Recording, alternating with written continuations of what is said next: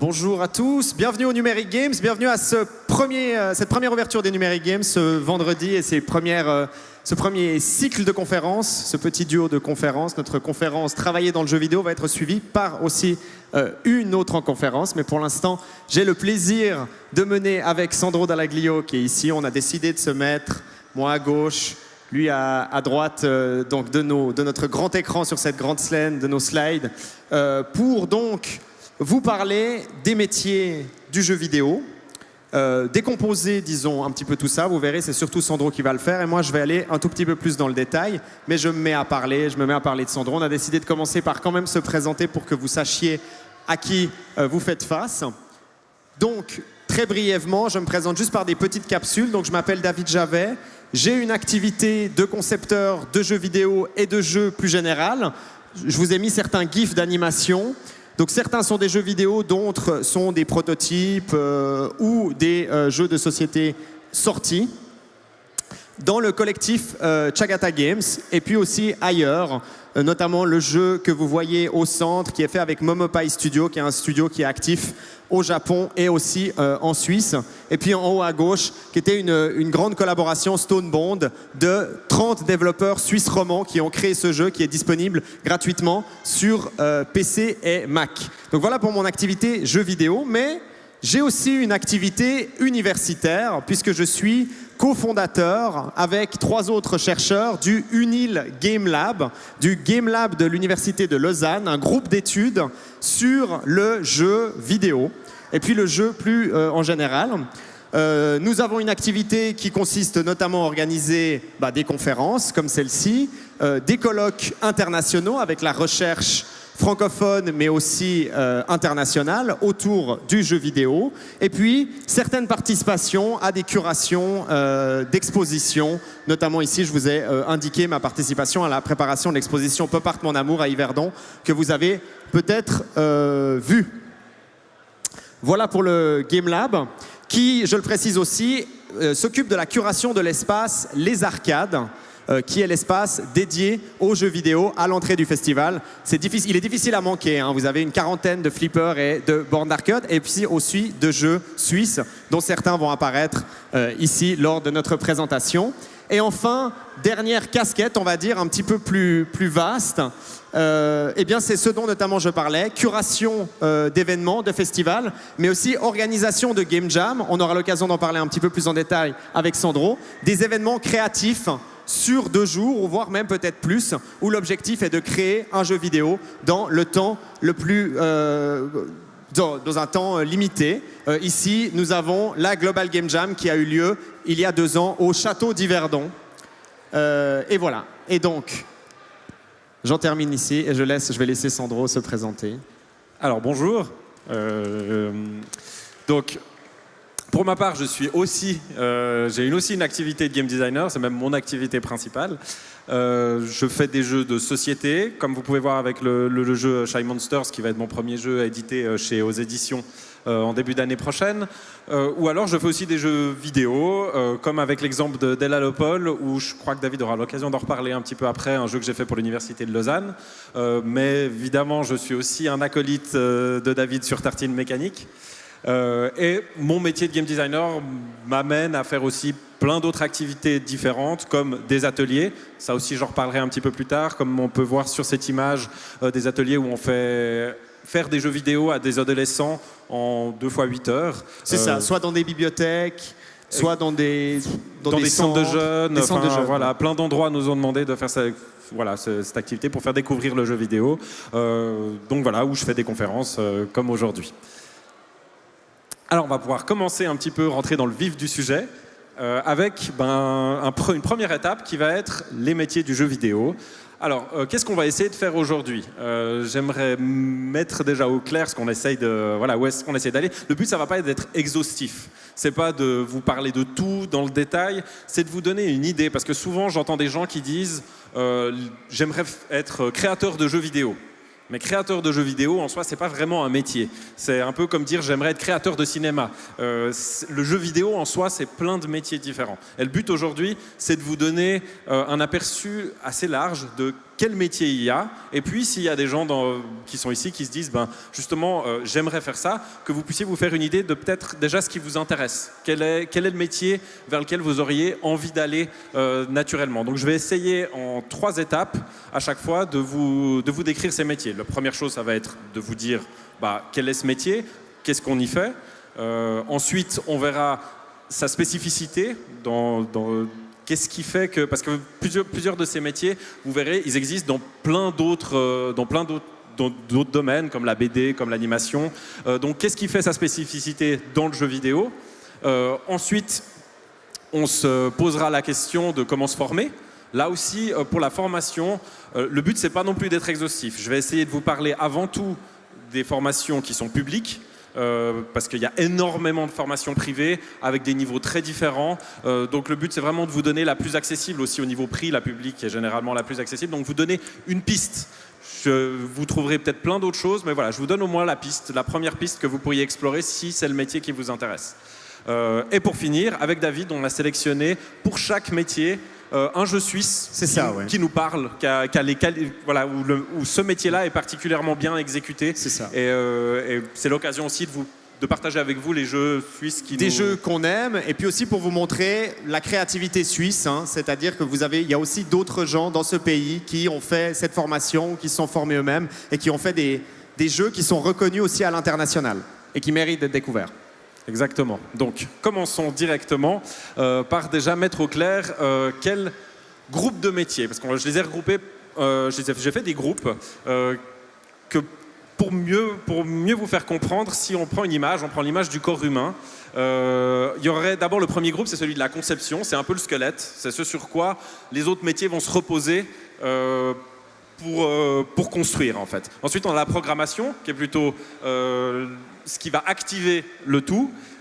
L'image et le son, c'est ce que vous allez voir en fait, le corps. Et puis la gestion, qui est plutôt les métiers qui vont structurer tout ça, qui vont structurer. C'est une colonne vertébrale, c'est pas un parasite. Ouais, non, c'est une colonne vertébrale. J'ai pas trouvé mieux. Alors, commençons par la conception. La conception, c'est 3 métiers. Il y a 2 métiers qui sont très proches l'un de l'autre, c'est game designer et level designer. Et puis un métier qui est un petit peu à part, qui est un petit peu différent, narrative designer. Alors, le game designer, qu'est-ce que c'est ?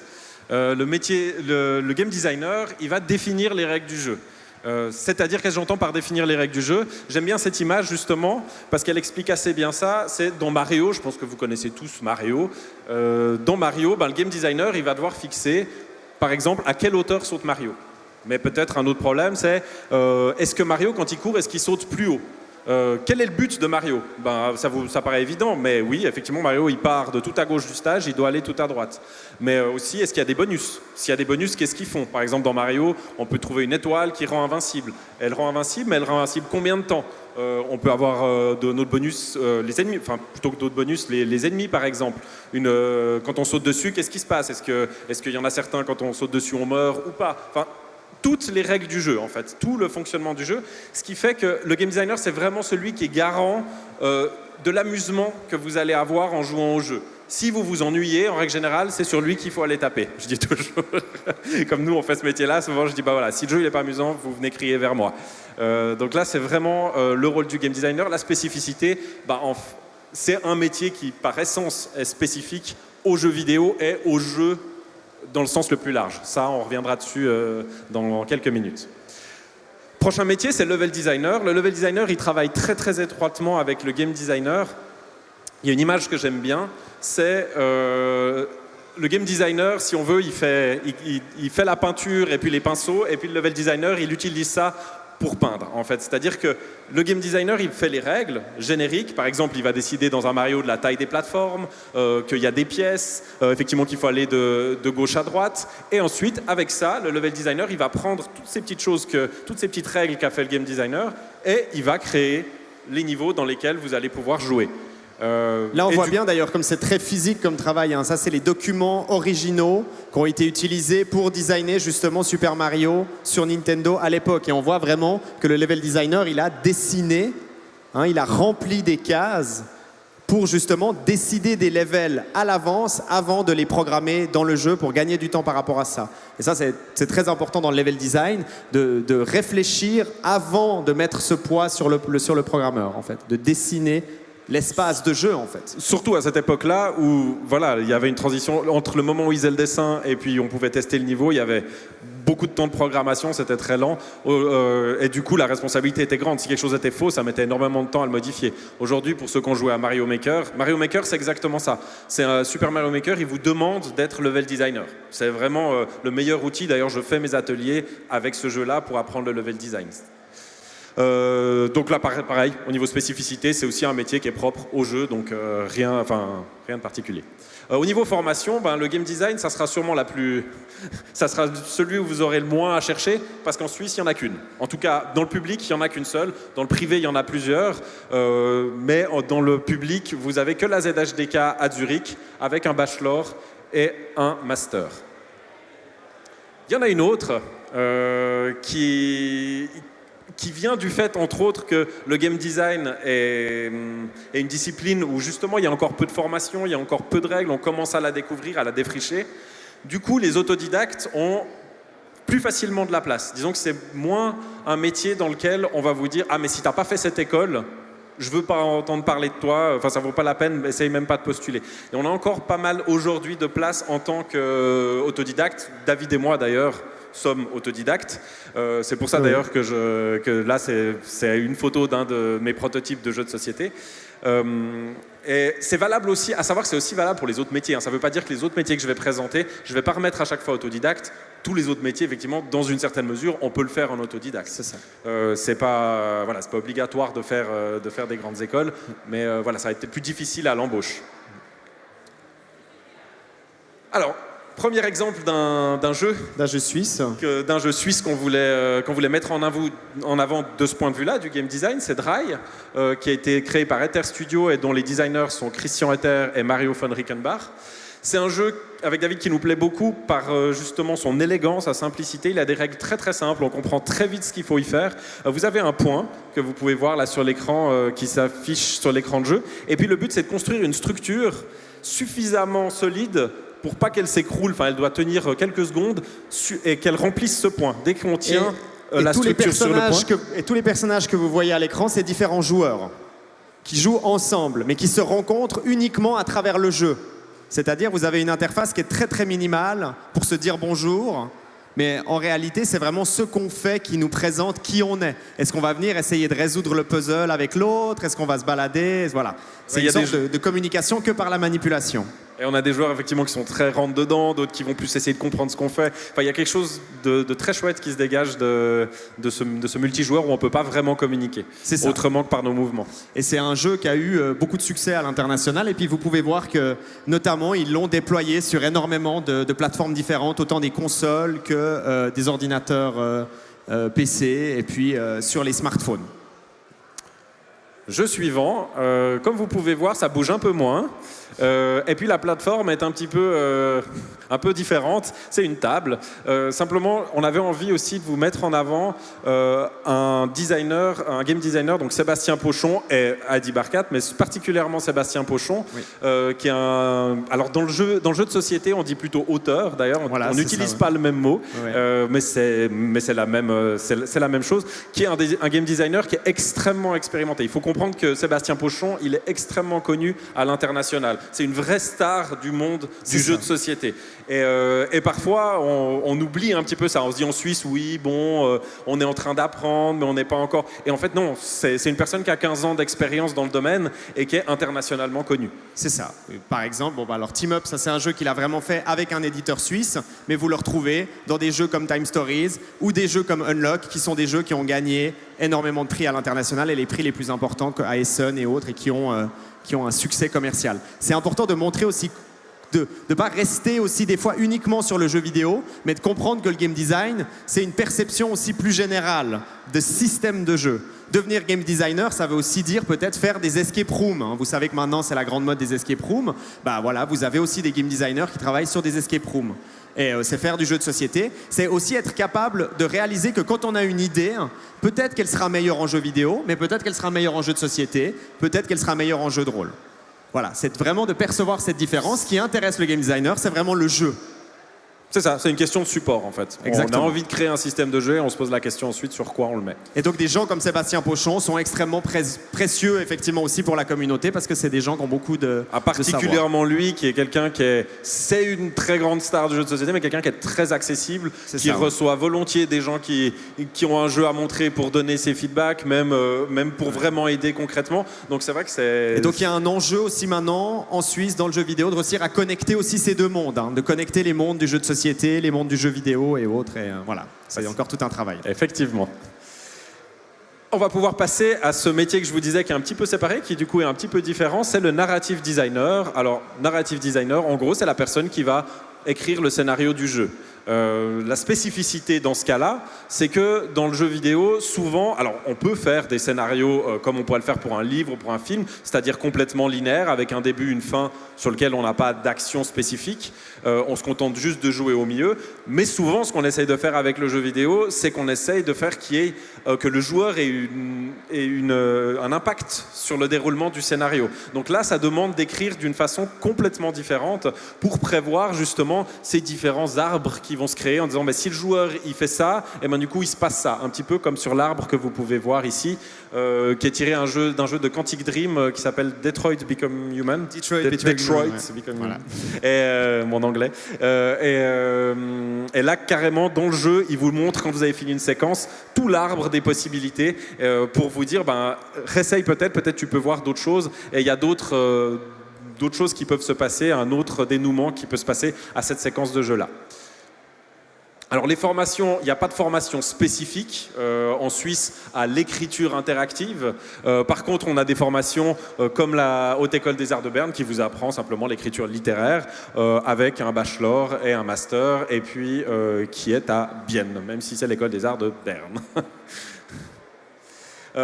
L'exemple de jeu qui nous plaît bien pour la narration, c'est Cloud Chasers de Blind Fluke Studio et qui a été designé par Tabea Izeli. C'est ça.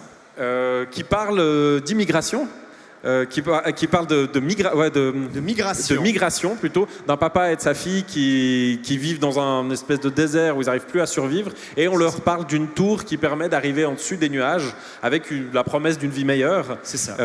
Et la particularité, c'est qu'ils ont pris des témoignages de migrants réels, et ils les ont intégrés au jeu. En fait. C'est ça, en fait, vous avez, comme par exemple dans un livre, on le voit ici, hein, comme par exemple dans un livre dont vous êtes le héros, Blind Fluke Studio se sont vraiment réinspirés de ces textes, de ces témoignages de migrants. Les deux personnages principaux de l'histoire vont rencontrer différentes personnes au fil justement de leur voyage, et c'est ce qui va nourrir justement l'action, l'aventure. Et ça, c'est aussi une des décisions du narrative design, de aussi décider le poids du rapport aussi de son récit à un monde réel, et qu'est-ce qu'on va chercher, qu'est-ce qu'on va piocher pour raconter son histoire.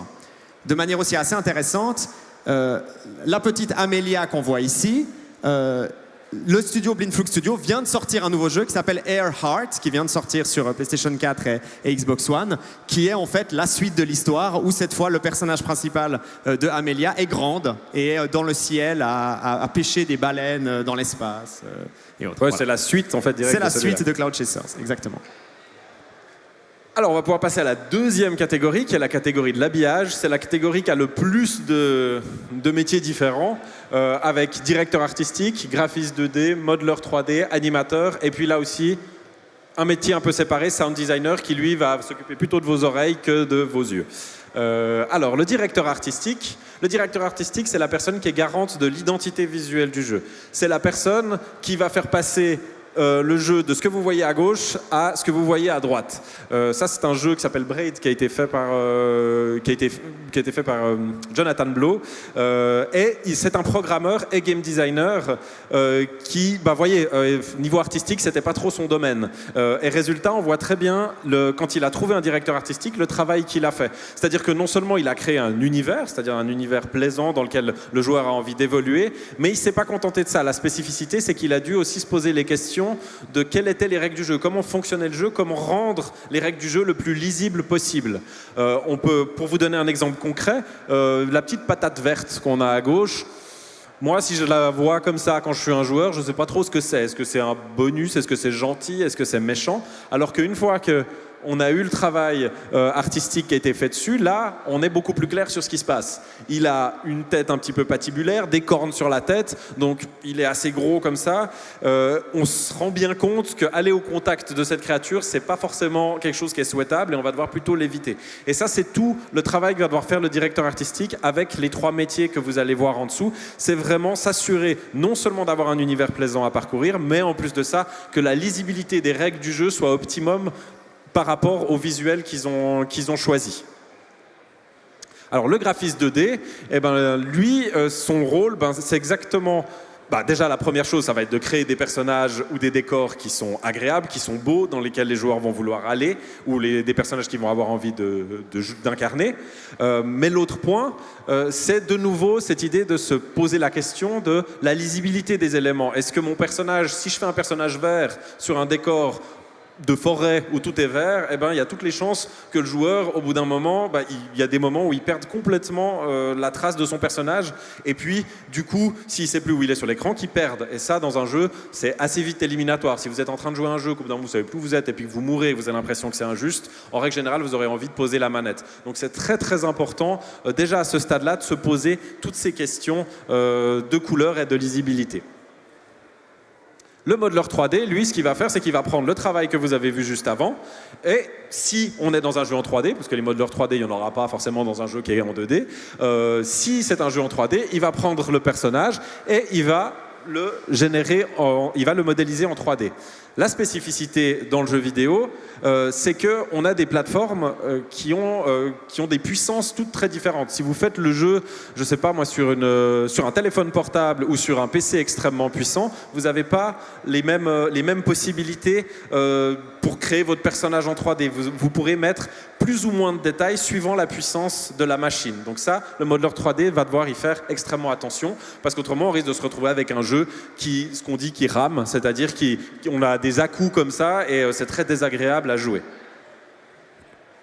L'animateur, lui, il va prendre le personnage, modélisé en 3D, et il va le mettre en mouvement.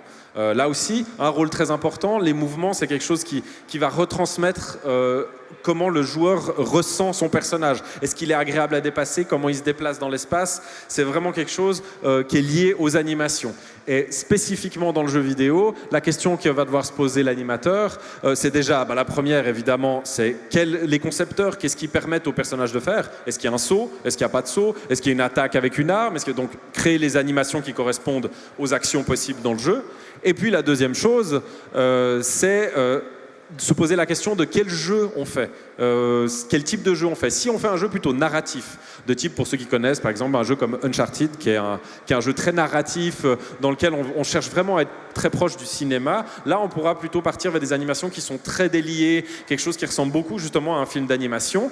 Par contre, si on veut faire un jeu d'action très nerveux, où le joueur a envie d'avoir le contrôle en permanence, on peut beaucoup moins se permettre de faire ce genre d'animation, parce que ça donne une sensation de ne pas être en contrôle, et du coup, peut-être de se prendre un coup, alors qu'on aurait voulu faire autre chose, parce qu'on n'a pas pu couper l'animation ou qu'elle est trop longue. Donc ça, c'est toutes des questions que l'animateur va devoir se poser quand il travaille dans le milieu du jeu vidéo. Alors les formations, j'ai séparé en 2 choses différentes. On va dire que si c'est plutôt l'aspect directeur artistique qui vous intéresse, là il faut vraiment une formation très très large, avec plutôt des écoles d'art qui vont vous ouvrir le champ au maximum, mais peut-être avec un petit peu moins de technicité. Ou si vous voulez plutôt être justement dans l'animation, dans la modélisation 3D, là on a des écoles comme la SAE, comme Ceruleum, ou même l'EPAC qui a un cursus exprès pour les jeux, pour le game art, où là ils vont vraiment vous apprendre aussi non seulement l'aspect créatif, mais aussi tout l'aspect technique pour créer des belles animations et ce genre de choses. Notre exemple de jeu suisse, donc qui s'appelle Far Lone Sales, qui a été fait par une équipe sur Zurich, Okomotive. Et puis donc on a sélectionné aussi pour vous montrer évidemment sa qualité artistique, où on joue un minuscule personnage que vous voyez peut-être à l'intérieur de cette immense locomotive. qu'il faut faire, qu'il faut micromanager, c'est-à-dire il faut gérer son essence, ses ressources et autres pour réussir à la faire avancer dans une sorte de décor apocalyptique, ou en tout cas post-catastrophe, où on voit que les mers se sont asséchées et voilà. Et c'est un jeu qui a eu une grande visibilité internationale et autres pour justement sa qualité. Et puis là, on est vraiment de nouveau sur quelque chose d'assez minimal où on a juste ce personnage. On le voit par exemple ici, tirer cette immense locomotive. On a ce rapport avec cette machine qui s'installe. Et là, évidemment, ça demande non seulement à la direction artistique de prendre en charge tous les décors pour créer cette immensité, mais aussi de réellement penser le design visuel de cette machine géante, puisque un des enjeux du jeu, c'est évidemment de commencer à vous faire ressentir une sorte de rapport d'amitié avec cette machine avec qui vous allez passer tout le jeu à devoir évidemment vous en occuper, la gérer et autres. Voilà, Far Lone Sales.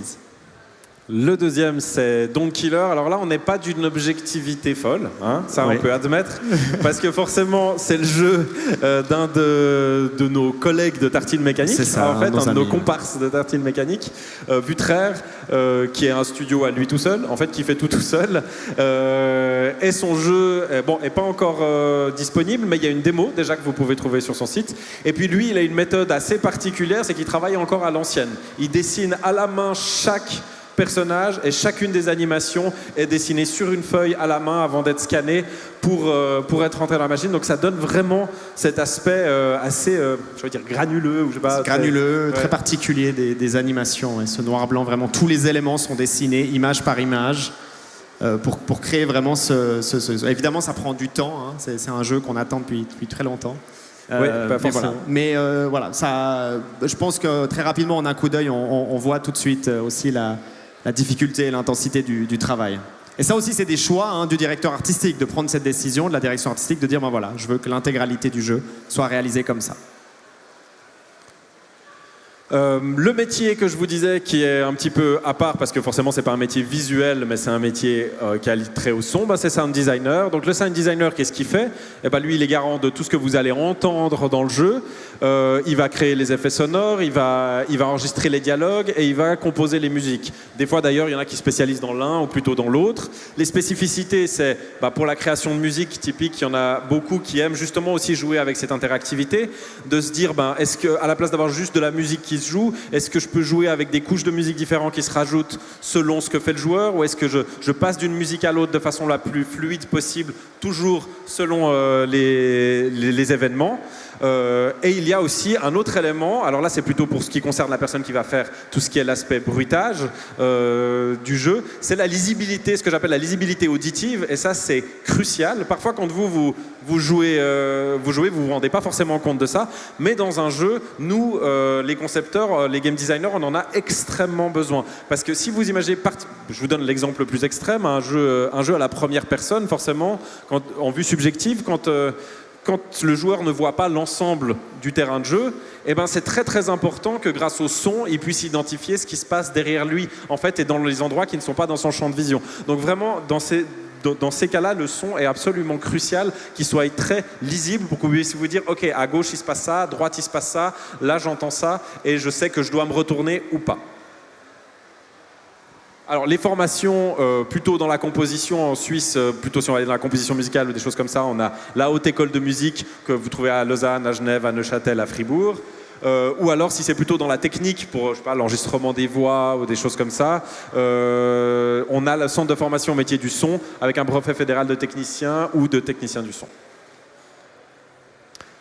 Le jeu suisse qu'on a sélectionné, celui-là me tient particulièrement à cœur parce qu'on l'a programmé dans l'espace Les Arcades, donc c'est-à-dire vous pouvez y jouer dans le festival, il a sa borne dédiée. Est-ce qu'on a du son? C'est exactement ce que je me disais. On a besoin de son parce qu'on vous parle. Nos techniciens ont disparu.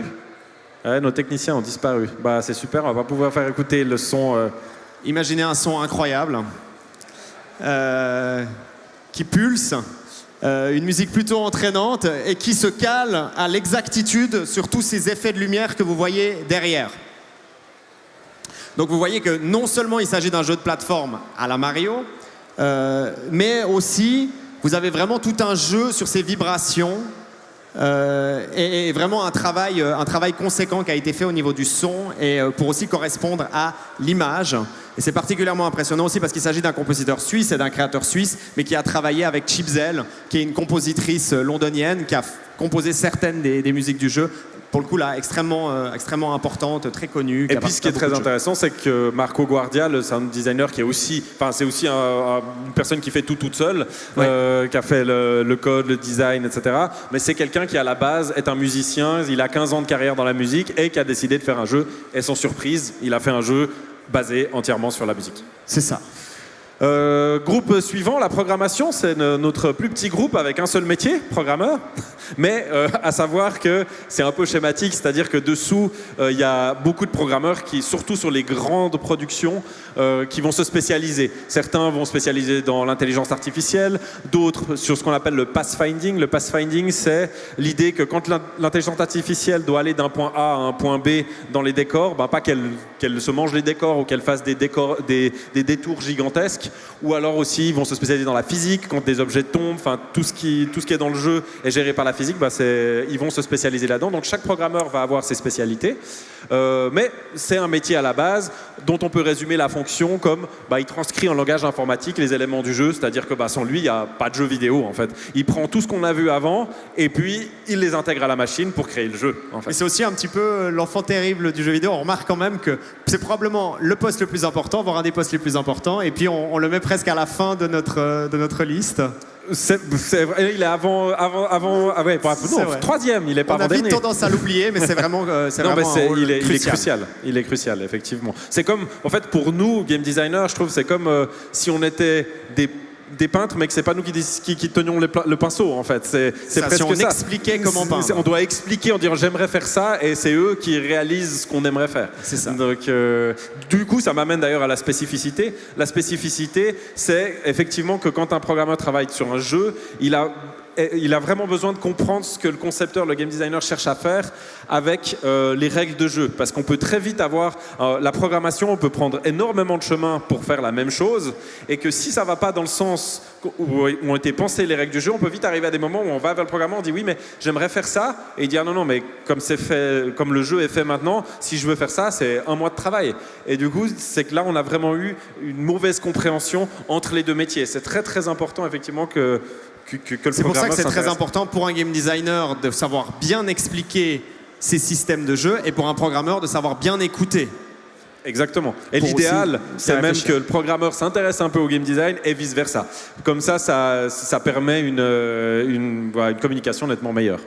Les formations, on en a bien assez, dont l'EPFL qui est très connu, mais voilà. Des spécifiques aux jeux vidéo, un cursus entier sur le jeu vidéo dans la programmation, je crois pas que en tout cas dans le public ça existe, il y en a dans le privé, mais dans le public en tout cas je crois pas qu'il y en ait. Donc là aussi, il va falloir après voir les différences une fois que vous avez fini un cursus comme l'EPFL. Et puis là on triche pour le jeu. Cette fois on triche un peu parce qu'on ne pouvait pas vous montrer concrètement une programmation suisse, du code suisse, ça n'allait pas être très intéressant. Du coup on a pris un jeu qui a des accointances avec l'idée de programmation, qui est Airship Conquer the Skies. C'est ça, Airship Conquer the Skies, donc de David Stark, qui est localisé à Zurich. Et qui est lui aussi, disons, un programmeur de talent. Il fait un jeu qui est extrêmement complexe, hein. Vous voyez une sorte de jeu de conquête où il s'agit de construire sa flotte. Mais c'est ça qui est aussi assez impressionnant. Vous voyez, tout cela doit être programmé, doit être placé, doit être construit. Chaque vaisseau peut être différent, chaque monstre peut être différent. Tout ce qu'on peut faire, on a un régime de possibles qui est immense. Et ça, je pense qu'il faut avoir un esprit de programmeur pour avoir envie aussi de créer ce genre de jeu. Vous voyez toutes les combinatoires qui sont nécessaires, placer tous ces personnages qui manipulent justement tous les canons et autres. Et voilà, c'est ça qui en fait aussi un objet, comme par exemple Minecraft, qui sont aussi des jeux vidéo qui sont très intéressants pour comprendre ce que c'est que la complexité du code et qu'est-ce que ça implique. Un jeu qui vient de sortir sur Steam d'ailleurs et qui marche extrêmement bien. Dernier groupe, les métiers de la gestion avec le chef de projet et la communication. Alors le chef de projet, mon image résume assez, c'est la personne qui va s'occuper de faire fonctionner l'ensemble des équipes le plus harmonieusement possible. Elle va être en charge aussi de la communication s'il y a un éditeur ou bien un constructeur de console avec qui il faut communiquer. Et puis surtout, c'est celui qui des fois a le rôle un petit peu difficile de dire aux gens, on a tel délai, on a tel budget, et là, visiblement, on risque de dépasser. Des fois dire, maintenant, il faut qu'on trouve des solutions et qu'on arrive à la fin du travail. Chose que les artistes, en règle générale, aiment pas trop. Le moment où il faut, peut-être pas faire l'idéal, mais en tout cas, essayer de rentrer dans les questions de délai et de budget. La spécificité, je dirais, dans le jeu vidéo, c'est la complexité technologique. C'est que le jeu vidéo, c'est vraiment un domaine où on travaille avec la technologie de pointe, qui est souvent toute nouvelle, qui est vraiment qu'on connaît souvent très mal. Donc, du coup, c'est très difficile de se projeter au niveau des délais. Souvent, vous entendez que vos jeux sont retardés. Alors, quand vous en attendez un, c'est souvent dû à ça. Donc, pour le chef de projet, il est souvent mis à rude épreuve dans ce monde du jeu vidéo. Les formations, il y en a aussi pas mal dans les hautes écoles de gestion ou écoles de gestion, même via des CFC. Ensuite, la communication, le métier de la communication, oui. Sa fonction, lui, c'est assez clair, c'est marketing aussi, on appelle ça aussi marketing, c'est faire connaître le jeu, en faire parler le plus possible, contacter la presse, les youtubeurs, tout ça, les réseaux sociaux, et puis aussi créer et gérer une communauté. Ça, c'est très très important parce qu'on est on est surtout avec le jeu vidéo. Oui. D'aujourd'hui, où on a ce qu'on appelle, entre autres, du early access, c'est sortir un jeu avant qu'il soit terminé. En fait, on le met dans les mains des joueurs en disant, grâce à vos retours, on va l'améliorer. Donc là, ce rôle devient clé de créer une communauté qui va déjà leur faire comprendre que le jeu n'est pas terminé, puis ensuite les amener à nous faire des retours pour améliorer le jeu. Et souvent, ça ne s'arrête même pas à la sortie du jeu. C'est-à-dire les infrastructures technologiques actuelles permettent en fait de retravailler le jeu constamment, de faire des mises à jour comme une application, comme n'importe quelle application. Donc le travail aussi du community manager, c'est de récupérer, de classifier les retours de la communauté, les plaintes des gens, les problèmes, les bugs. Souvent aussi, c'est aussi un travail de réussir à savoir qu'est-ce qu'on lance à l'équipe et qu'est-ce qu'on garde pendant un moment. C'est tous des enjeux, par exemple, de peut-être pas donner toutes les mauvaises critiques d'un coup, mais de donner que certaines pour pas démoraliser toute l'équipe, puis après de les libérer un petit peu au compte-gouttes. Et puis, comme tu inscris aussi très juste, on est dans un marché saturé. Donc c'est aussi vital d'avoir quelqu'un qui arrive à trouver les bonnes stratégies et les bons espaces de communication pour réussir à faire parler de son jeu. Exactement. Là, les formations, HEC, des choses comme ça, à l'Université de Genève ou de Lausanne ou Fribourg, voilà. Et puis, en réalité, on est de nombreux parmi les développeurs de jeux vidéo en Suisse à s'être formés par nous-mêmes. Et puis, le cas un petit peu d'école, qui est très importante, qui est aussi connue pour ça à l'international, c'est Philomena Schwab, qui est une développeuse, qui est une game designeuse à la base, qui a créé ce jeu niche, A Genetic Survival Game, qui est un jeu donc autour de sa passion à Philomena pour la génétique, où elle essayait d'expliquer justement les complexités du génome à travers justement un jeu de gestion de tribus d'animaux qu'on déplace petit à petit sur ce damier et qu'on essaye de protéger. Mais ce qui est important dans l'histoire de Philomena, c'est qu'en gros, elle a eu une mauvaise expérience lorsqu'elle a créé un de ces jeux de communication et elle a décidé tout simplement plus jamais. Et donc, elle a mis un peu de côté son amour du game design pour vraiment se concentrer à 100% à comprendre en fait les problématiques de la tâche d'un community manager, donc de la gestion de communauté et puis du marketing. Et donc, son jeu est un cas d'école puisqu'elle a reçu notamment une campagne de financement participatif et puis elle va aussi parler dans beaucoup d'événements à travers le monde de sa gestion en fait de sa communauté qu'elle a fait autour de son jeu et puis des autres jeux qu'elle est en train de faire maintenant. Alors, maintenant qu'on a vu un petit peu tous ces groupes de métiers et quel métier il y avait dedans, la question est quel est l'état du marché du travail en Suisse Alors si... c'est bien, vous voyez pas les chiffres, mais en gros, j'ai un peu schématisé, mais pour dire si on dit que les petites entreprises de jeux vidéo c'est de 0 à 10 personnes, que les moyennes c'est de 10 à 100 et les grosses c'est de 100 à 1000, en Suisse on n'a que les petites et les moyennes. Et encore, les moyennes on en a très peu. Donc il ne faut pas vous attendre à, quand vous sortez d'études, d'ouvrir le journal ou d'aller sur JobUp et puis d'avoir plein d'offres d'emploi, genre ah oui, on cherche un game designer, ah on cherche un graphiste 2D pour notre jeu. En Suisse, c'est plutôt, d'ailleurs vous avez pu le voir même avec les exemples de jeux qu'on a donnés, c'est plutôt des groupes de gens ou même des gens seuls qui décident, ils ont soit acquis les compétences, soit ils ont envie de les acquérir et ils se lancent à faire un jeu ou à créer leur studio. L'avantage de ça, c'est que ça a fait de vous des couteaux suisses, quoi. C'est que tous les métiers que vous avez vus là, en Suisse, on va avoir tendance à avoir des gens qui en maîtrisent plusieurs à la fois, en fait. Et ça, c'est quand même hyper intéressant, parce que non seulement pour la création de jeux, ça va vous être utile, mais en plus de ça, même si un jour, nous, on ne vous conseille pas, on aimerait que vous restiez là, mais si un jour vous décidez de partir à l'étranger parce que vous voulez travailler chez Electronic Arts ou Ubisoft ou je sais pas, c'est aussi quelque chose, de toute façon, que vous pourrez faire valoir ces multiples compétences dans divers domaines, dans ces divers métiers.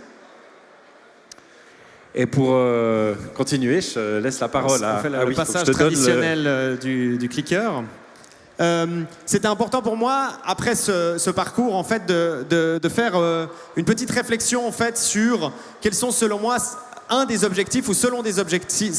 objectifs pour construire, ou en tout cas pour stabiliser l'industrie suisse du développement du jeu vidéo et étendre aussi plus généralement la réflexion. Il ne faut pas se voiler la face, beaucoup des studios suisses à l'heure actuelle créent les jeux qu'ils ont envie de créer, mais à côté doivent évidemment aussi travailler sur des mandats. Maintenant, un des problèmes principaux qu'on a par rapport à ça, c'est que la grande majorité de ces mandats sont plus des mandats de web design ou des mandats de media design, sont très peu des mandats justement de création de jeux réels où ils sont à même de nourrir leur savoir-faire et de construire leur savoir-faire qui pourtant, et c'est ce qu'on essaie de montrer au Numeric Games, est très riche. Et donc, ce que ça veut dire, c'est qu'il faut réfléchir en fait à des solutions pour créer des partenariats ou pour penser des partenariats pour mettre en avant ce que, à mon avis, permettra le plus de stabiliser l'industrie suisse du jeu vidéo, qui est déjà bien stable, hein, grâce au soutien notamment de Pro Helvetia toutes ces dernières années, en créant donc des ad games, ce que j'appellerais des ad games, des jeux promotionnels ou plutôt des jeux que l'on va faire ou que le studio va faire par mandat pour mettre en avant un produit. Je vous en donne notamment certains exemples de jeux suisses. Hein. L'idée aussi toujours, c'est de aussi vous faire découvrir un peu la production suisse. Reformads, vous reconnaissez peut-être l'hôtel de ville de Zurich, qui est un jeu qui se passe dans 500 ans dans le futur, qui a été fait à l'occasion des 500 ans de la réforme à Zurich, et qui est notamment sponsorisé en partie par la ville de Zurich, qui est fait par Blindflug, qui est un jeu entièrement gratuit et qui est probablement, je ne veux pas me prononcer définitivement, un des premiers jeux, si ce n'est le premier en suisse-allemand. Vous avez la possibilité de jouer au jeu en suisse-allemand. Mais aussi en français, hein, ne vous inquiétez pas. Le jeu est gratuit. Innovetica. Que se passe-t-il? On a perdu l'image. Innovetica, qui réapparaît. Qui a été fait en collaboration avec beaucoup d'entreprises comme la Raiffeisen ou la Poste et autres, qui est un jeu de cartes gratuit aussi sur Internet que vous pouvez... pardon, pas sur Internet, sur téléphone portable, que vous pouvez télécharger. Et puis, la petite idée intelligente, c'est qu'au fil du jeu, vous pouvez aussi gagner les véritables cartes numériques ou digitales que vous obtenez dans le jeu. Elles peuvent vous être envoyées par la poste et le jeu est aussi jouable physiquement. Il s'agit aussi d'un partenariat qui cherche à mettre en avant l'innovation suisse, chaque carte représentant un domaine de l'innovation en Suisse. Vous pouvez la retourner, vous avez une petite image. Un créateur plus seul, qu'on aime beaucoup avec Sandro, qui s'appelle Christian Schnellmann, a aussi fait justement des ad games. Ce qui est très intéressant, c'est que souvent ces jeux sont très bons, malgré le fait que ce soit des ad games. Il s'agit de jeux très intéressants à considérer en soi. Hein. On aurait tendance à penser qu'un jeu fait sous mandat, il est moins intéressant. Mais en réalité, il a fait un travail excellent, notamment avec AUXB, qu'il a fait pour le B-Sides Festival, qui est un festival de musique à Lucerne, pour les 10 ans, qui est un jeu voilà, de connexion de câbles, hein, peut-être ça parlera à certains, qui est un jeu de puzzle. Et puis à côté, avec Galliker, un jeu de stockage de caisses dans un camion. Et voilà. Et donc, j'ai rajouté Dédalopol de Sandro. C'est fort sympathique de ta part. Qu'il a fait pour l'Université de Lausanne, pour les 30 ans du bâtiment Anthropole. Et donc, on a ce corpus ici. Il ne s'agit bien sûr pas de tous les jeux promotionnels suisses, mais qui est ici, qui est intéressant, qui sont des bons jeux, qui sont des campagnes qui ont bien marché. L'idée étant de réfléchir justement à puiser dans ce savoir-faire suisse pour réussir à mettre en avant ce savoir-faire. Qu'est-ce que ça veut dire aussi? Vous avez peut-être remarqué que chacun des jeux que je vous ai présentés sont sur téléphone portable. sont sur smartphone, que ce soit Apple ou que ce soit Android. Et puis, on a tendance à pas forcément le remarquer, mais quand on commence à aller un petit peu dans le détail, on remarque que même si les jeux sur téléphone portable les plus visibles sont ceux qui ont les campagnes de communication les plus immenses, hein, c'est ces jeux, j'ai pas envie de citer de nom, mais voilà, c'est ces jeux où la publicité apparaît tout le temps, qui rapportent énormément d'argent, où vous avez tout un système de marketing où vous devez revenir, peut-être payer de l'argent à l'intérieur, vous avez des systèmes un peu de casino aussi à l'intérieur, mais voilà, qui sont des jeux qui sont faits avec des équipes immenses, qui demandent énormément d'argent, mais qui rapportent évidemment beaucoup, mais il s'agit quand même d'équipes de parfois plusieurs centaines de personnes. Et puis, on a tout un autre pan, en fait, de jeux qui sont extrêmement rentables sur téléphone portable, qui sont faits par des équipes minuscules, qui correspondent à peu près à la taille des équipes qu'on a en Suisse, qui sont peut-être, vous reconnaissez certains de ces jeux. Alors là, je vais quand même donner leur titre. On a Sling Drift, Phases, Dune, j'ai sélectionné Baseball Boy, ou Snake versus Block, que vous reconnaissez peut-être, qui sont des jeux qui se sont hissés au top du top de l'App Store notamment, qui sont des jeux évidemment gratuits, qui sont très problématiques puisque vous avez des publicités qui apparaissent à peu près toutes les 10 secondes ou toutes les 15 secondes. Vous avez l'impression d'être à la télévision il y a 15-20 ans. Vous avez des pauses publicités pendant 10-15 minutes avant que reprenne votre épisode de Fort Boyard ou autre. Donc ces jeux se monétisent justement comme ça. Ces jeux se monétisent par la qualité d'un jeu auquel on a envie de revenir et de rejouer. Donc on est vraiment dans une intensité de game design. C'est-à-dire si votre game design, si votre jeu n'est pas bon, les gens passent à autre chose. Le jeu est gratuit, ils ne vont pas rester dans le jeu. Là, le but, c'est qu'il faut que les gens ils continuent à jouer au jeu, ils aient envie de refaire une partie pour qu'ils aient une nouvelle publicité qui apparaisse.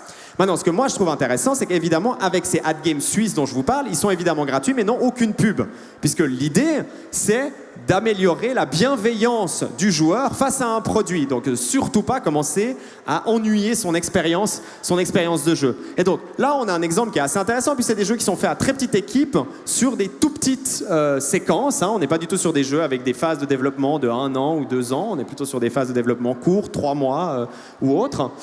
Et puis, évidemment, les publicités de chaque jeu renvoient les jeux les uns aux autres. C'est-à-dire, vous pouvez avoir dans Sling Drift la publicité pour Phases, donc ça va vous donner peut-être envie de jouer à ce jeu. Mais voilà, pour vous montrer qu'il y a ce corpus qui est un corpus qui est en fait un des corpus principaux de jeux qui marche extrêmement bien économiquement sur Internet.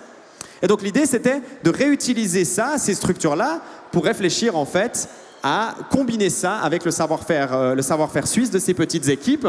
Et donc, là, il s'agit donc après, pour les Numeric Games, vraiment là où on est, de 3 jeux qui ont été créés pour montrer ce que ce savoir-faire suisse qui a été créé ces 10 dernières années, en Suisse romande notamment, est capable de faire avec énormément de contraintes.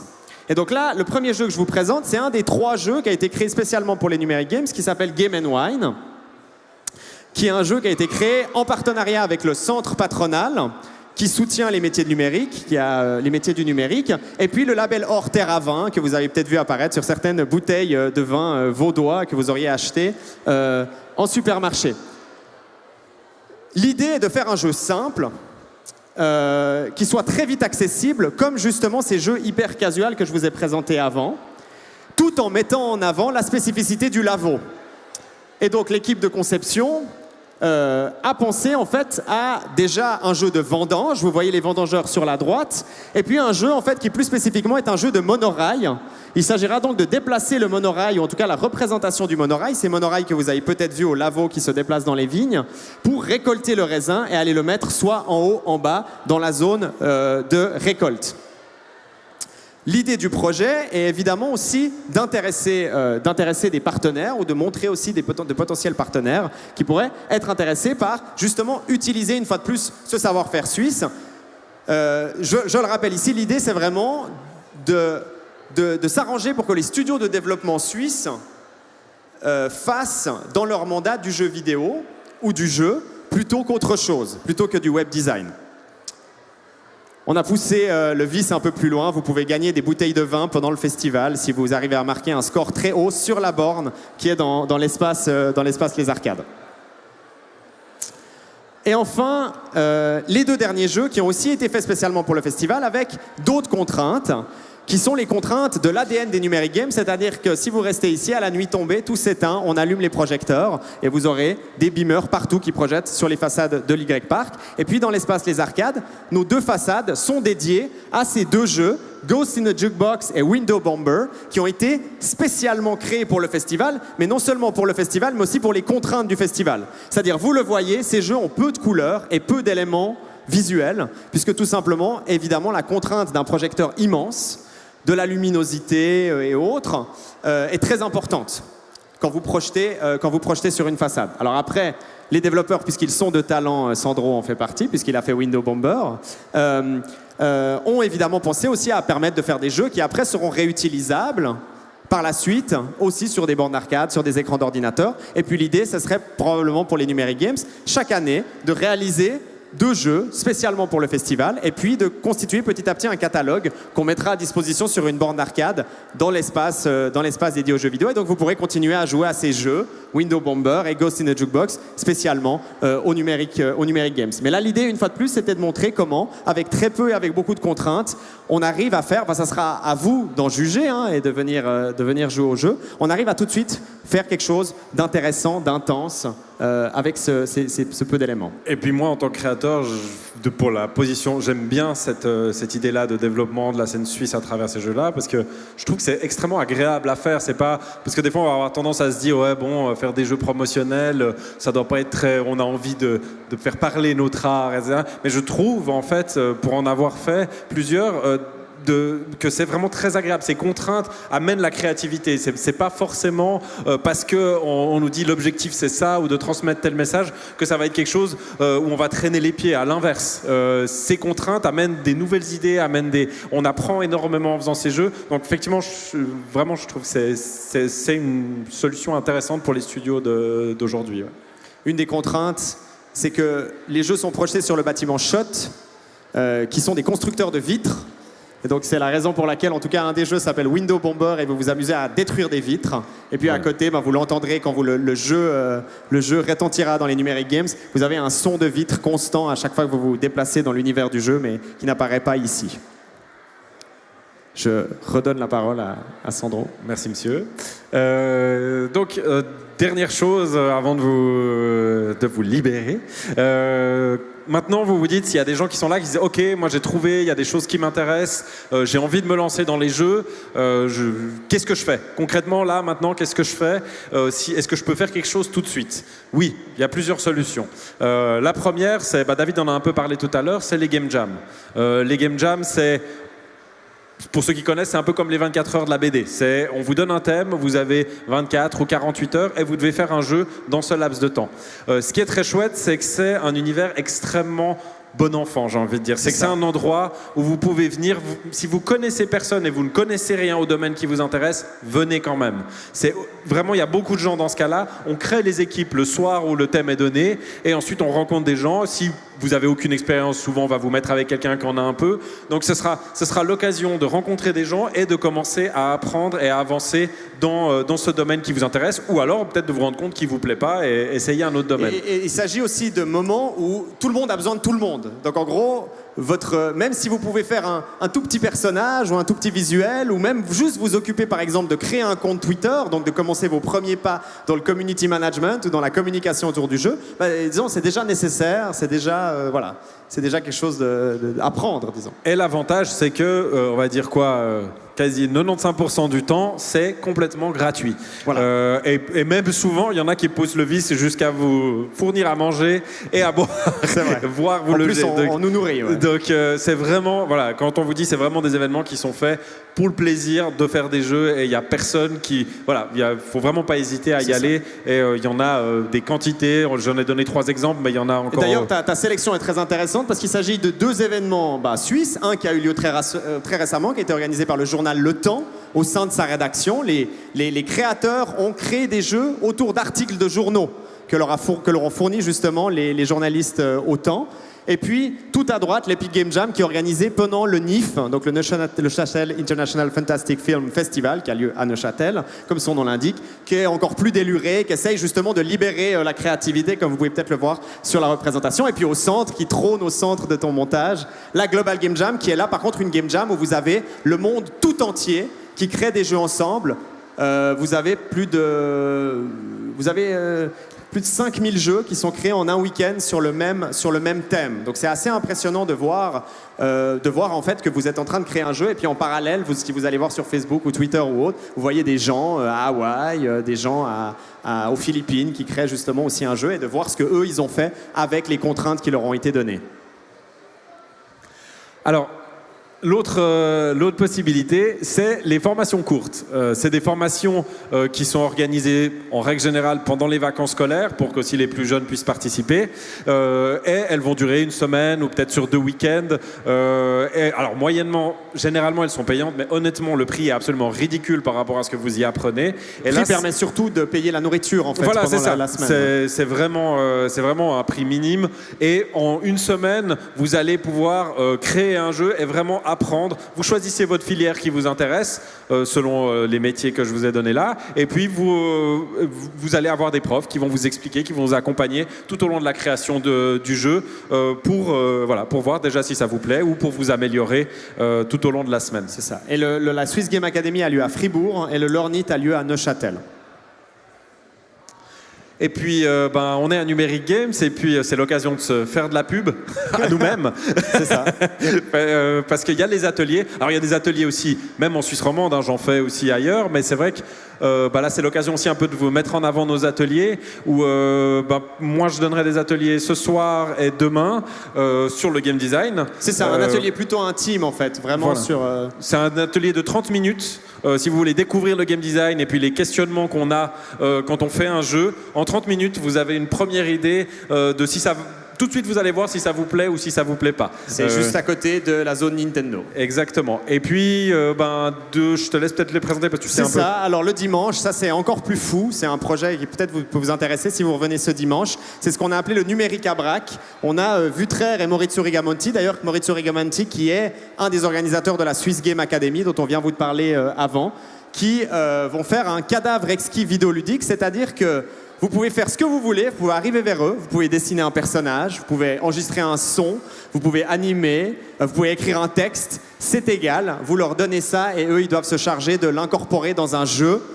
Un jeu pour toute la journée, c'est-à-dire que les festivaliers des Numeric Games auront créé un jeu à la fin de la journée qui sera le Numeric à Brac et qui sera jouable aussi digitalement, que vous pourrez télécharger, mais qu'on présentera sur la scène en fin de journée le dimanche. Donc on vous encourage à aller les faire souffrir en leur mettant le plus de choses improbables possible. Voilà. Merci. Exactement.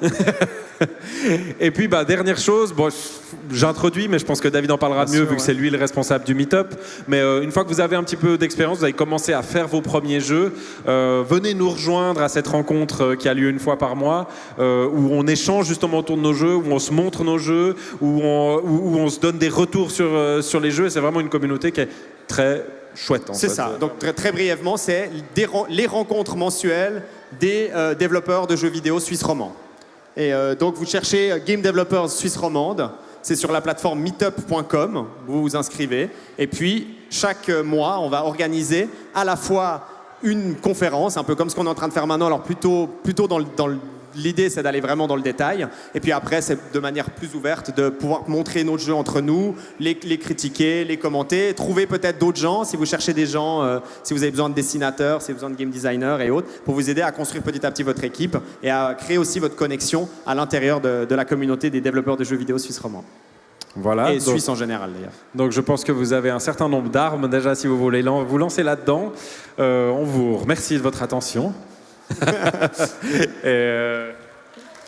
Merci. Est-ce qu'on a du temps pour les questions ?